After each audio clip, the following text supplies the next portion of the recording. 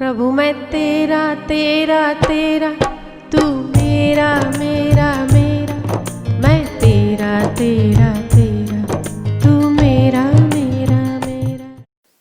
साधन भजन तो होता रहता है, ठीक बात है, पर ईश्वर ने शरीर दिया है, योग्यता दी है, तो कोई ना कोई सेवा ज़रूर मानव के पास होनी चाहिए। सेवा किसी भी प्रकार की हो सकती है। किसी को सत्संग में पहुंचाना सेवा है, किसी को सत्संग सुनाना सेवा है। कोई अगर बीमार है तो उसके लिए स्वस्थ होने की कामना करना भी सेवा है। कोई निराश है तो उसे आशावादी बनाना सेवा है। आपके जीवन में सेवा ज़रूर होनी चाहिए। जो लोग मोबाइल रखते हैं, एंड्रॉयड फ़ोन रखते हैं और सारा दिन सोशल मीडिया पे कुछ न कुछ देखते रहते हैं, ऐसे लोगों को सोशल मीडिया फ़ायदा कम नुकसान ज़्यादा करती है। अगर आपको शौक़ है सोशल मीडिया का तो आप फॉरवर्ड करें लिंक्स, जिससे दूसरों को फ़ायदा हो, ये आपकी सेवा है। इस बार गीता जयंती के निमित्त मकर संक्रांति तक मैंने कहा था कि दिसंबर 8 तारीख से लेकर 14 जनवरी तक गीता जयंती का प्रचार प्रसार हो। जिन लोगों ने मकर संक्रांति तक गीता जी का पाठ करवाया है, उन लोगों को हम बहुत बहुत धन्यवाद और साधुवाद देते हैं। हमारी संस्कृति के प्रचार में प्रत्येक व्यक्ति को अपना योगदान देना चाहिए। जब राम सेतु बन रहा था, तब अगर गिलहरी ये सोचती कि मैं इतनी छोटी सी हूँ और मैं क्या कर सकती हूँ राम सेतु में, मैं क्या कर सकती हूँ, तो गिलहरी के 3 पट्टे आज राम के प्यार की निशानी गवाह के रूप में हम ना देखते होते। इसीलिए सेवा बहुत आवश्यक है। ये सेवा ही है जो राम जी का प्यार दिलाती है, ये सेवा ही है जो गुरु का दुलार दिलाती है, वो सेवा ही है जो महापुरुषों से निकटता दिलाती है। वरना भगवान और संतों से निकट होने की और कोई वजह नहीं हो सकती। एक तो उनके प्रति श्रद्धा है, दूसरा उनकी सेवा है। ज़रूर कोई ना कोई सेवा होनी चाहिए। इस बार भी 2.5 लाख से ज़्यादा भारत भर में बच्चों ने गीता जी का पाठ किया। केवल हिंदू बच्चों ने नहीं, मुसलमान बच्चों ने भी किया और क्रिश्चियन बच्चों ने भी किया। मुझे प्रसन्नता तो तब होती है जब मुसलमान बच्चे हिंदू बच्चों से भी ज़्यादा अधिक उत्साह से गीता जी का पाठ करते और कहते हैं कि हम हर रोज एक श्लोक ज़रूर याद करेंगे। वो कटिबद्ध होते हैं।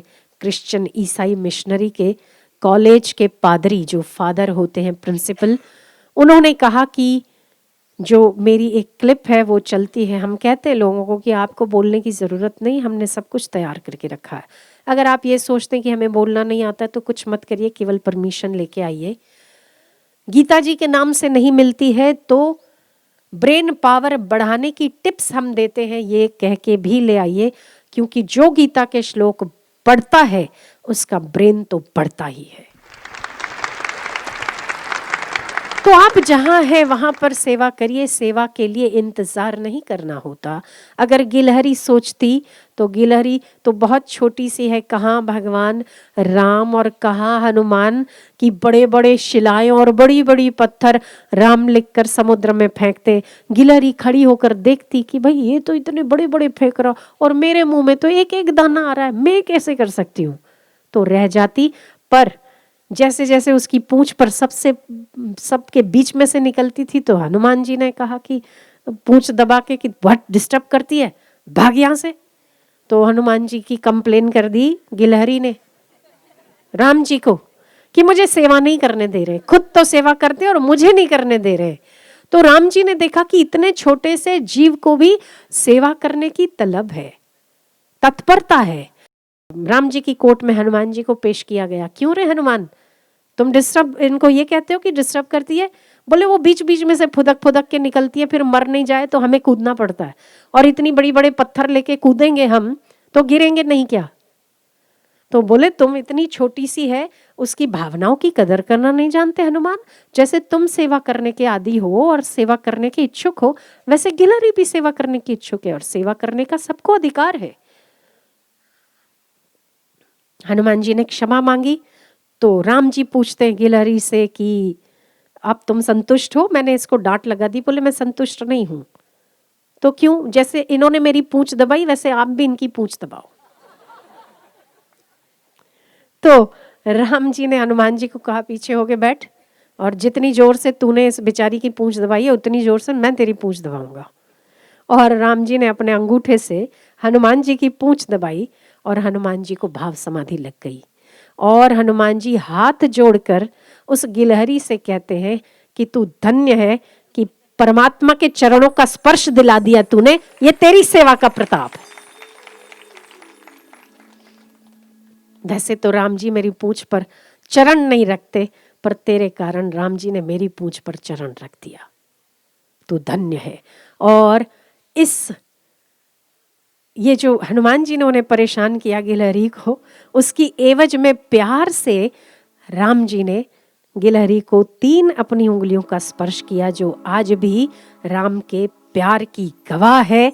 अभी भी गिलहरी के पीठ पर राम जी के पट्टों का, राम जी के प्यार का निशान है।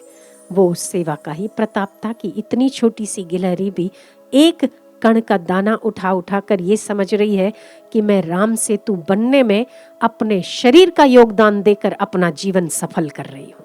इतनी गिलहरी जितनी अकल और तत्परता सेवा में हम में भी तो आनी चाहिए। हम तो कहीं उससे अधिक कर सकते हैं, तो शर्म आनी चाहिए कि अगर गिलहरी कर सकती है तो हम क्यों नहीं कर सकते। तो कुछ न कुछ सेवा जीवन में ज़रूर होनी चाहिए। भगवान सूर्य, नदियाँ, हवाएं, महापुरुष, संत, भगवान, जितनों का आप जीवन देखोगे वो परोपकार के लिए जीते हुए मिलेंगे आपको। सूर्य, हो सकता है कल मैंने बताया था कि सूर्य को तकलीफ होती हो, पर फिर भी सूर्य एक दिन अवकाश नहीं लेते। क्यों? आपके कारण। कि उन्हें मालूम है कि मैं अगर उदय नहीं होऊंगा तो सारी सृष्टि ठप पड़ जाएगी, इसीलिए हर रोज समय से उदय होते हैं, समय से अस्त होते हैं। हवाएं किसके लिए बहती हैं? आपकी प्रसन्नता के लिए और आपकी सांसों को चलाने के लिए बहती हैं। नदियां किस लिए? नदियां अपना जल खुद नहीं पीती, फिर भी बहती रहती है, टकराती रहती है। कोई शव डालता है उसमें तो कोई पत्थर डालता है, फिर भी बिना फरियाद किए अविरत बह रही है। तब भी बह रही थी, आज भी बह रही है। तो ये कुदरत जो है वो हमें संदेश देती है कि कर्म योग कैसे बनाना चाहिए। अपने लिए जिए और अपने लिए कर्म किया तो वो कर्म बंधन कारक होता है। जो दूसरों के लिए किया जाए वही कर्म मुक्ति का अधिकारी माना जाता है। इसलिए कर्म योग बनाते चलिए, कोई ना कोई सेवा आपके जीवन में जरूर होनी चाहिए। तो ये आपकी जिम्मेदारी है। आप समाज में रह रहे हैं, बच्चों को जागृत करना आपकी जिम्मेवारी है। आप यहाँ तो इतना सारा सुन के जाते और सारा पेट में हजम कर लेते, ना किसी को सुनाते, ना बच्चों को आगे बढ़ाने की कोशिश करते। क्यों? आपका भला हो रहा है ना। पर यदि दूसरे का भला नहीं हो रहा है तो आपका भला कैसे है? उसमें प्रत्येक व्यक्ति का भला होना चाहिए। 2 वचन सत्संग के सुन के जाते, किसी को सुनाइए, अच्छी चीजों को बांटिए, फैलाइए, चाहे वो लिंक के द्वारा हो, चाहे अपने शरीर और योग्यता के द्वारा हो।